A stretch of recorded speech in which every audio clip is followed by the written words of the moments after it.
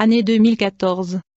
J'ai pris l'avion et je suis allé à Oslo, en Norvège. Quand je suis arrivé à l'hôtel, je suis allé prier. Jésus m'a montré dans une vision, une église pleine de dons. Ils ont utilisé leurs outils pour l'édification et le renforcement de l'église. Dans le même temps, ils ont utilisé leurs dons contre leurs propres frères. J'ai vu des épées dans les mains de chaque frère. Ils se sont fait la guerre, se battant l'un contre l'autre avec l'épée. Jésus m'a révélé, ils utilisent ma parole pour s'attaquer les uns les autres. Ton ennemi n'est pas la chair mais Satan, le grand ennemi de Dieu et de son peuple. Beaucoup se laissent manipuler par les forces des ténèbres. Satan a déclaré la guerre à l'Église et le seul moyen de vaincre mon peuple est par ses actes pécheurs. Pour vaincre Satan, il est nécessaire de vivre une vie de prière et de se séparer du monde.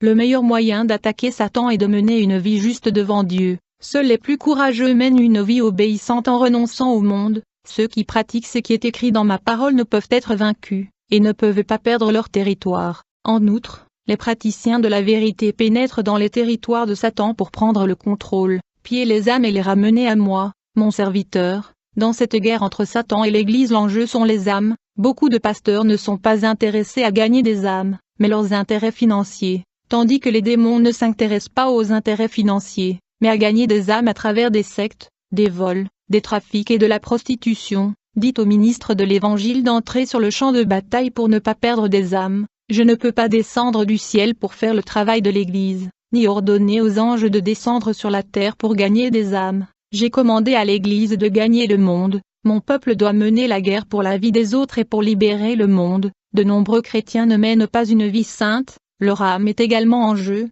Ce ne sont pas seulement les âmes des peuples du monde, mais ces âmes de chrétiens qui ne marchent pas dans la sanctification ne sont pas non plus les miennes, et les démons les contestent. Dites aux membres de l'Église qui sont dans le péché de se battre pour leur âme, de se sanctifier et de renoncer au monde afin de ne pas perdre leurs âmes. Il ne sert à rien de gagner le monde et de perdre son âme. Dans une guerre, vous ne gagnez pas sans préparation. Je suis le capitaine et le général dans cette guerre. Vous n'êtes pas seul. Je veux vous guider et instruire concernant la direction à prendre. Grâce à mes conseils, nous envahirons le territoire de l'ennemi, et nous prendrons possession des âmes captives des mains de Satan. Chaque âme incarcérée dans le champ du diable sera libérée de cet esclavage spirituel, et les démons auront à se retirer de leur vie et ils ont à livrer toutes les âmes qui étaient dans leur domaine. Dans une autre vision, j'ai vu des gens mourir dans des bidonvilles, des prisons et ailleurs. Je n'ai vu aucun prédicateur évangélique dans ces lieux parler de Jésus. Ces chrétiens craignaient pour leur vie, ils avaient peur de parler de Jésus à des personnes dangereuses. Je ne comprends pas pourquoi les chrétiens aient peur d'aller dans de tels endroits et de sauver des gens pour qu'ils vivent au paradis. S'ils ont des péchés cachés, ils ont sûrement peur de la mort, mais s'ils ont la vie sainte, ils n'ont pas besoin d'avoir peur. La mort d'un chrétien est égale à sa gloire, celui qui meurt pour Jésus a sa récompense. Je suis déjà allé au paradis et ceux qui sont martyrisés à cause de Christ ont beaucoup de récompenses. Notre mort ne suffit pas pour tout ce que Jésus a fait pour nous. Sa mort sur la croix a ouvert la voie au salut. Pour entrer dans le territoire des démons où il y a beaucoup de trafiquants, des bandits des pires espèces, ce n'est pas facile du tout. Il faut être préparé spirituellement et être guidé par le Saint-Esprit, pour entrer dans des pays dominés par le bouddhisme, l'hindouisme, l'islam et d'autres religions. Ces endroits sont les pires endroits au monde pour parler de Jésus. Il existe plusieurs classes de personnes dangereuses. Il y a des légions de diables qui y travaillent. Ces lieux sont des territoires démoniaques. Tous les hommes dotés de leur intelligence ne peuvent pas échapper au piège du diable si Dieu n'est pas avec lui.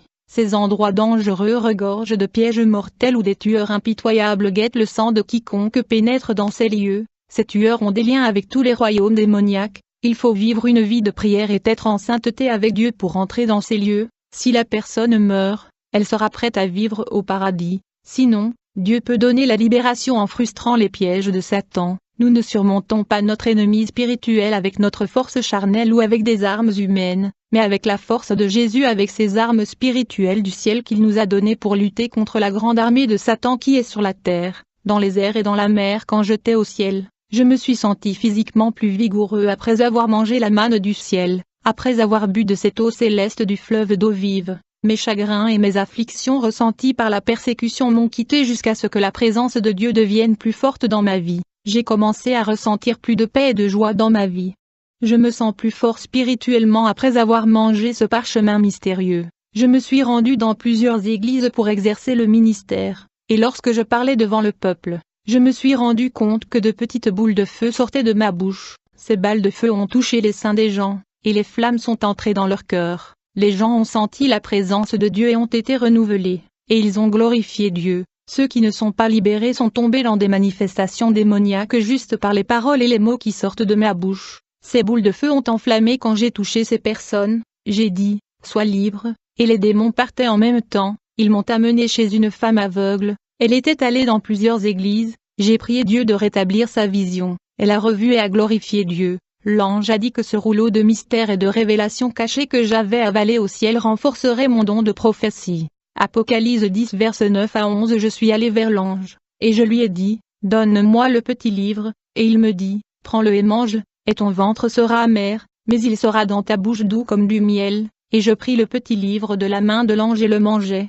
et il était dans ma bouche doux comme du miel, et dès que je l'avais mangé, mon ventre était amer, et il me dit, tu devras encore une fois prophétiser devant beaucoup de peuples, de nations, de langues et de rois. J'ai prophétisé sur le mariage de mon frère à l'église. 3 mois plus tard, il s'est marié. J'ai prophétisé la restauration du mariage de la sœur Kimberly. Son mari avait quitté la maison. 1 mois après la prophétie, il retourna chez sa femme. J'ai prophétisé à une sœur qu'elle recevrait justice. 7 mois plus tard, elle avait gain de cause. Un jeune homme drogué devint l'un de mes ministres. J'ai vu que les démons se préparaient à prendre son âme. Le contrat noir de la mort était signé contre sa vie. J'ai vu dans la vision une main puissante déchirant le contrat de la mort et ses termes. En conséquence, ce jeune homme a eu une nouvelle opportunité. J'ai vu des gens sortir de la vallée pierreuse et aride des épreuves, et ils entrerent dans la providence de Dieu. Je suis Kanzo. Dieu fait par mon ministère des miracles partout où je vais. Je vois les actes du Saint-Esprit. Il verse le feu sur l'Église.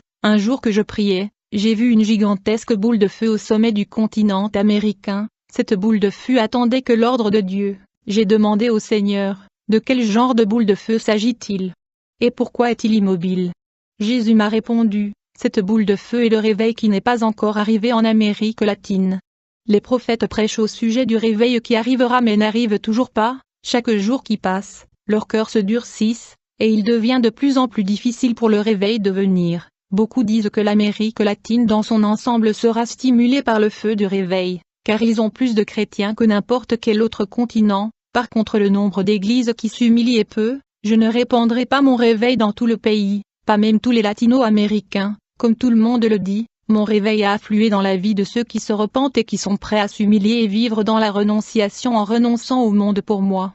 Je suis allé dans une église à Oslo, une vaste cathédrale avec peu de membres. J'ai commencé à prier et ma vision s'est ouverte. J'ai vu les prières de ces gens qui grimpaient au plafond, mais se sont arrêtés là. Le Saint-Esprit m'a révélé que ces prières sont mécaniques, robotiques, automatisées, sans esprit et sans âme. La prière de religieux sont décorées de paroles mais spirituellement morts. J'ai vu un autre type de prière se lever lentement. Ceux-ci sont montés dans les airs et ont disparu dans le ciel. Le Saint-Esprit m'a révélé que cette prière est dans la prière de la foi, pleine d'espoir et de confiance, mais qu'elle n'était pas encore parfaite. J'ai vu un autre type de prière surgir à grande vitesse sous forme d'une boule de feu, de la taille d'une balle de tennis. Le Saint-Esprit m'a révélé que cette prière est contrite, une prière avec des larmes qui viennent du fond de l'âme. Ce type de prière s'accompagne toujours d'une réponse, puisqu'il s'agit d'une prière sincère née de l'humiliation. Puis j'ai vu un autre type de prière d'une personne spirituelle. Cela a été fait avec des langues étranges. Cette prière était une boule de feu, de la taille d'un ballon de football et elle s'élevait rapidement dans le ciel. Il a disparu dans le ciel. Le Saint-Esprit m'a révélé que cette prière en langue est la plus forte. Pour celui qui exerce son esprit est détaché du monde. Cette prière renverse les forteresses de l'air qui l'empêche de se lever. J'ai immédiatement eu une vision. Une brume noire a pris l'air. Cette masse sombre a grandi en extension jusqu'à prendre tout le ciel comme une tache sombre qui envahit la planète. Les ténèbres couvraient la terre. Le Saint-Esprit m'a révélé, l'iniquité se multiplie et les forces des ténèbres se multiplient sur cette terre. Plus les puissances des ténèbres se développent dans ce monde, plus l'Église doit augmenter ses prières. Celui qui prie 2 fois par jour doit en prier 3. Les ténèbres ne couvriront pas la lumière car elle brillera dans les ténèbres. Les ténèbres ne peuvent étouffer la flamme. Vous êtes la lumière du monde. Une ville située sur une colline ne peut être cachée. Aucun des hommes n'allume une bougie et ne la met sous le boisseau, mais sur un chandelier, et il éclaire tout ce qui se trouve dans la maison. Laissez votre lumière si brillante devant les hommes, afin qu'ils puissent voir vos bonnes œuvres et glorifier votre Père qui est dans les cieux. Matthieu 5 versets 14-16. Plus l'iniquité augmente à cause de ses pouvoirs, plus le peuple aura besoin de plus de sainteté. Apocalypse 22 verset 11. Celui qui est injuste fait toujours l'injustice et celui qui est sale défile toujours et celui qui est juste fait toujours la justice et celui qui est saint se sanctifie toujours. Après ces visions, je suis entré à l'autel et Dieu m'a rappelé mon adolescence. J'aidais mon père à construire une maison sur la nôtre. Je me souviens d'avoir gravi le mur déjà construit, je me suis déséquilibré et je suis tombé de 6 à 7 mètres du sol. J'ai senti une main me tenir le dos. Il semblait que je tombais au ralenti comme une feuille d'arbre, je suis tombé au sol, mais ma chute a été amortie. J'ai dit à mon père ce qui s'était passé. Il ne croyait pas parce qu'il n'avait pas vu l'incident. Il a dit que si je tombais de cette distance, je serais mort, et si je m'étais frappé la tête au sol je serais mort. Je n'ai pas compris ce qui s'est passé aujourd'hui. Je comprends pourquoi je ne suis pas mort à ce moment-là. C'est à cause de ce travail épineux que beaucoup se sauvent. Quand je me souviens du passé, j'ai fait une prière de remerciement pour la première fois. Le même ange qui marche avec moi dans mes voyages dans le monde spirituel m'est apparu et m'a appelé. Je me suis allongé sur le sol et j'ai fermé les yeux. Mon esprit est sorti de corps. Cet ange était devenu mon compagnon dans mes voyages dans le monde invisible. Nous sommes montés dans les airs. Il a pris ma main pour aller plus vite. L'ange m'a emmené dans les nuages où j'ai vu les puissances de l'air. J'ai vu les 9 puissances de l'air. Il ressemblait à un essaim d'abeilles. Le ciel était sombre avec tant de démons volants. Ils sont terribles et dominent des parties de la planète. J'ai vu 8 autorités du diable qui commandaient leur territoire ici sur Terre. Ils sont situés au nord, sud, et ouest, sud-est, nord-est, nord-ouest, sud-ouest. L'ange m'a montré 9 grandes principautés dans les airs. Ils ont été intronisés chacun dans un endroit spécifique de la Terre. J'ai vu le principauté de la politique qui avait son trône situé à New York. Il contrôlait tous les gouvernements du monde. Tout le pouvoir terrestre était entre ses mains. Puis l'ange m'a emmené en Suisse. J'ai vu le principauté de l'économie qui a son trône situé en Suisse, où il existe un grand pouvoir d'achat des finances. Ce principauté contrôlait toutes les devises des billets du monde. Ensuite l'ange m'a emmené de la Suisse en Inde, où se situe le trône du principauté de la religion. En effet, c'est en Inde que se situent la plupart des religions, et ce principauté de la religion contrôle toutes les sectes, les petites religions et les grandes religions comme l'hindouisme, le bouddhisme, l'islam, le shintoïsme, le spiritualisme et le satanisme. Aussitôt que nous avons quitté l'Inde, l'ange m'a emmené au Japon, où j'ai vu le principauté de la technologie et de la communication. Ce prince de Satan dominait tous les réseaux d'information, tels que l'Internet, l'informatique, la télévision, la radiodiffusion, les nouvelles technologies. Dès que nous avons quitté le trône de ce principauté de la technologie au Japon, l'ange m'a emmené en Grèce. J'ai vu le principauté de tous les types de sports et disciplines olympiques. Le trône du principauté de sport est placé dans ce pays. La Grèce est le berceau des sports olympiques, et le football est le sport principal de cette principauté qui a son trône en Grèce. En effet, le football égale à l'idolâtrie. À partir de la Grèce, ce principauté de sport exerce sa domination mondiale. Nous avons continué à parcourir le monde, puis l'ange m'a emmené en Irak, où j'ai vu le principauté qui commande les guerres dans le monde, et toutes sortes d'armes de destruction massive. Cette principauté de guerre est responsable du bain de sang résultant de guerre de par le monde. Nous avons quitté l'Irak où le principauté de la guerre avait son trône.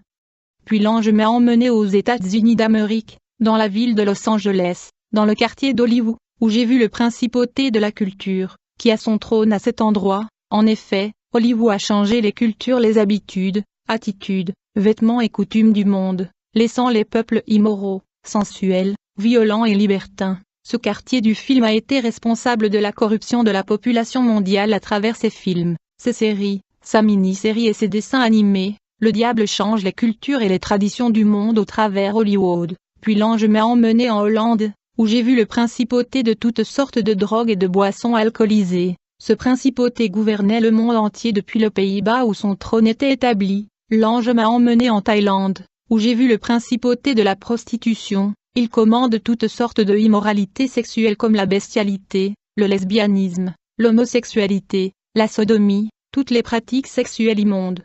L'ange m'a emmené chez un sataniste, propriétaire d'une industrie pornographique. J'ai vu un démon lui parler à travers un rituel d'invocation. Ce diable a dit, « Je vous ai donné cet empire pornographique. Vos films ont atteint les 4 coins du monde, ont corrompu la planète. laissant la société plus dépravée et les enfants grandiront dans l'immoralité. Des rapports sexuels sur des enregistrements, ils sont heureux de satisfaire leurs désirs charnels, mais je les ferai passer par un tel vide, qu'ils ne trouveront plus le bonheur dans le sexe, et ils rechercheront des drogues pour combler leur vide, ils seront dans la dépression au point de se suicider. Ce démon réépu avait disparu et, transmettant toutes les règles de destruction à cet homme d'affaires,